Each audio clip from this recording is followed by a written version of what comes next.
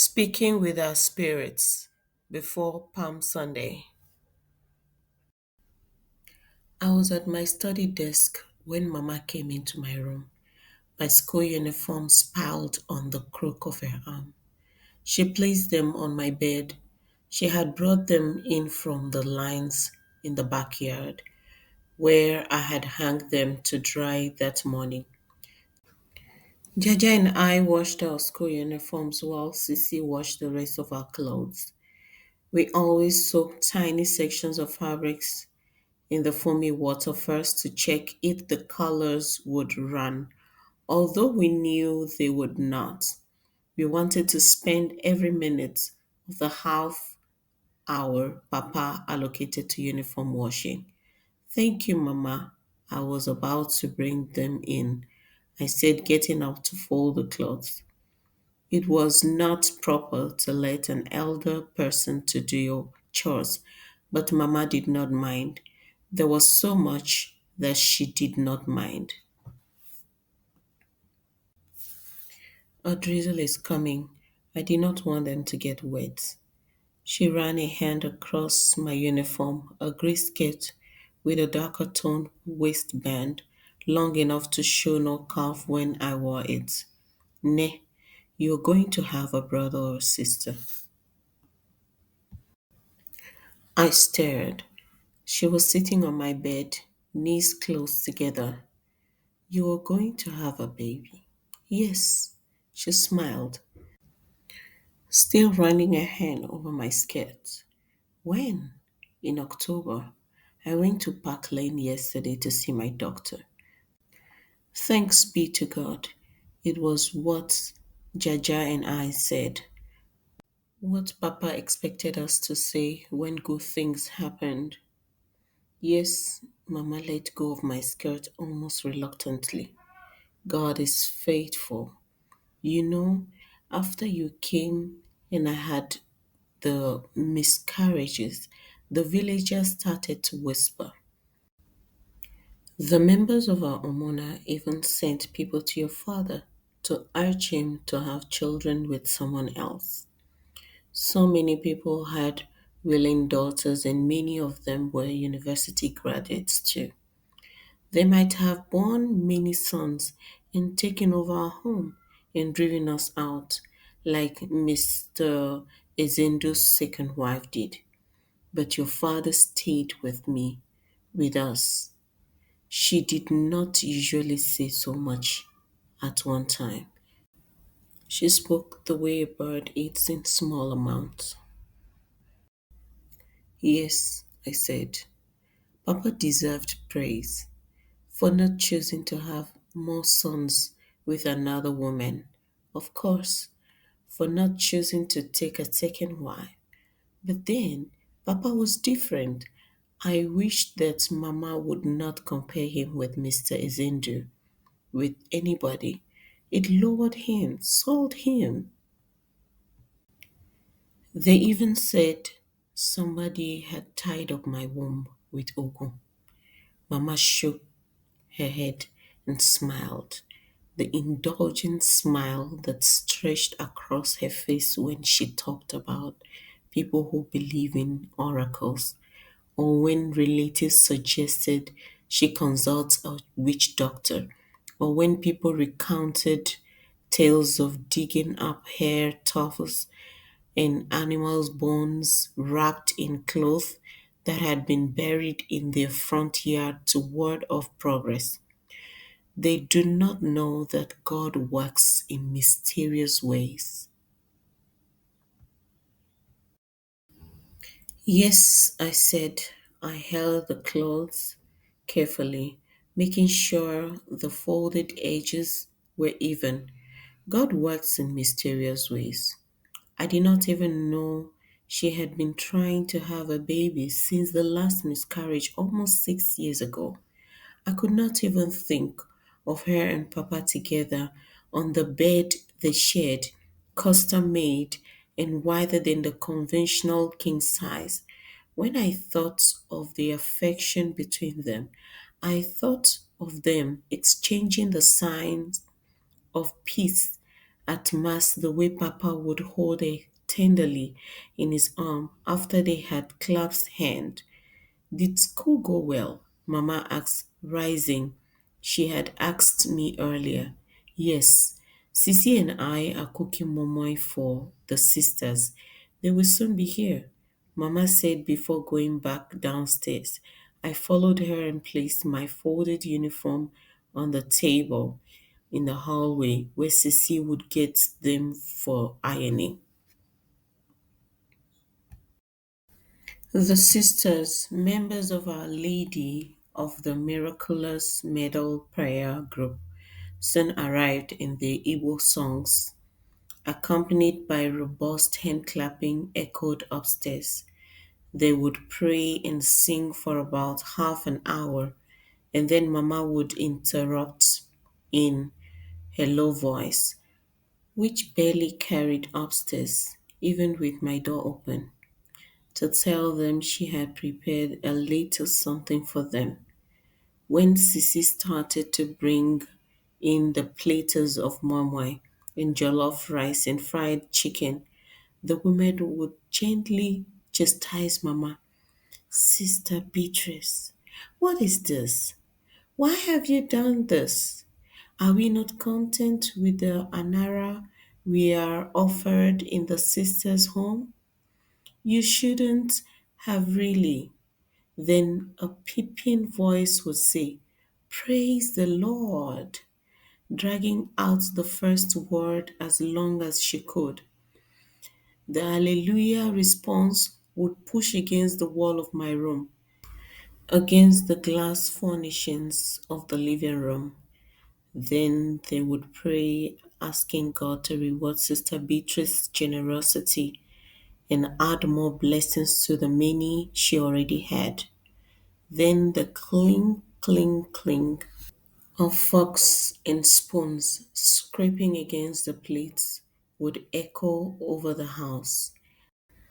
Mama never used plastic cutlery, no matter how big the group was. They had just started to pray over the food when I heard Jaja bound up the stairs. I knew he would come into my room first because Papa was not home. If Papa was home, Jaja would go into his own room first to change. Kikwan, I asked when he came in. His school uniform, blue shorts and white shirts, with the Saint Nicholas badge blazing from his left breast, still had the ironed lines running down the front and back. He was voted neatest junior boy last year, and Papa had hugged him so tight that Jaja thought his back had snapped. Fine, he stood by my desk, flipped idly through the introductory technology textbook open before me. What did you eat, Gary? I wish we still had lunch together, Jaja said with his eyes. Me too, I said aloud. Before our driver Kevin would pick me up first at Daughters of the Immaculate Heart, and then we would drive over to get Jaja at St. Nicholas. Jaja and I would have lunch together when we got home. Now, because Jaja was in the new gifted student program at St. Nicholas, he attended after school lesson. Papa had revised the schedule, but not mine, and I could not wait to have lunch with him. I was to have had lunch, taken my siesta, and started studying by the time Jaja came home. Still, Jaja knew what I ate for lunch every day. We had a menu on the kitchen wall that Mama changed twice a month, but he always asked me anyways. We did that often, asking each other questions whose answers we already knew. Perhaps it was so that we would not ask the questions, the ones whose answers we do not want to know. I have 3 assignments to do, Jaja said, turning to leave. Mama is pregnant, I said. Jaja came back and sat down at the edge of my bed. She told you? Yes, she's due in October. Jaja closed his eyes for a while and then opened them. We will take care of the baby. We will protect him. I knew that Jaja meant from Papa, but I did not say anything about protecting the baby. Instead, I asked, how do you know it will be a he? I feel it. What do you think? I don't know. Jaja sat on my bed for a while longer before he went downstairs to have lunch. I pushed my textbook aside, looked up and stared at my daily schedule pasted on the wall above me. Kambili was written in bold letters on top of the white sheet of paper, just as Jaja was written on the schedule above Jaja's desk in his room. I wondered when Papa would draw up a schedule for the baby, my new brother, if he would do it right after the baby was born or wait until he was a toddler. Papa liked order. It showed even in the schedules themselves, the way his meticulously drawn lines in black ink cut across each day, separating study from siesta, siesta from family time from eating, eating from prayer, prayer from sleep. He revised them often. When we were in school, we had less siesta time and more study time. Even on weekends, when we were on vacation, we had a little more family time, a little more time to read newspapers, play chess or Monopoly, and listen to the radio. It was during the family time, the next day, a Saturday, that the cup happened. Papa had just checkmated Jaja when we heard the martial music on the radio, the solemn strains making us stop to listen. A general with a strong Hausa accent came on and announced that there had been a coup and that we had a new government. We would be told shortly who our new head of state was. His rectangular lips seemed to sag. Coals begat coals, he said, telling us about the bloody coals of the 60s, which ended up in civil war just after he left Nigeria to study in England.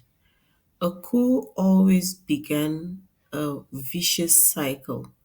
Military men would always overthrow one another because they could, because they were all power drunk. Of course, Papa told us the politicians were corrupt, and the Standard had written many stories about the cabinet ministers who stashed money in foreign bank accounts, money meant for paying teachers, salaries, and building roads. But what we Nigerians needed was not soldiers ruling us. What we needed was a renewed democracy. Renewed democracy. It sounded important the way he said it, but then most of what Papa said sounded important. He liked to lean back and look upwards when he talked, as though he were searching for something in the air. I would focus on his lips, the movement, and sometimes I forgot myself. Sometimes I wanted to stay like that forever, listening to his voice, to the important things he said. It was the same way I felt when he smiled, his face breaking open like a coconut with a brilliant white meat inside. The day after the coup, before we left for evening benediction at St. Agnes, we sat in the living room and read the newspapers. Our vendor delivered the major papers every morning, 4 copies each, on Papa's order. We read the Standard first. Only the Standard had a critical editorial calling on the new military government to quickly implement a return to democracy plan. Papa read one of the articles in Nigeria Today out loud, an opinion column by a writer who insisted that it was indeed time for a military president since the politicians had gone out of control and our economy was in a mess. The Standard would never write this nonsense, Papa said, putting the newspaper down. Not to talk of calling the man a president. President assumes he was elected, Jaja said. Head of state is the right term. Papa smiled. I wished I had said that before Jaja had. The standard editorial is well done, Mama said. Ade is easily the best out there, Papa said, with an offhand pride while scanning another paper. Change of guard. What a headline. They are all afraid, writing about how corrupt the civilian government was, as if they think the military will not be corrupt. This country is going down, way down. God will deliver us. I said, knowing Papa would like my saying that. Yes, yes, Papa said, nodding. Then he reached out and held my hand, and I felt as though my mouth were full of milk.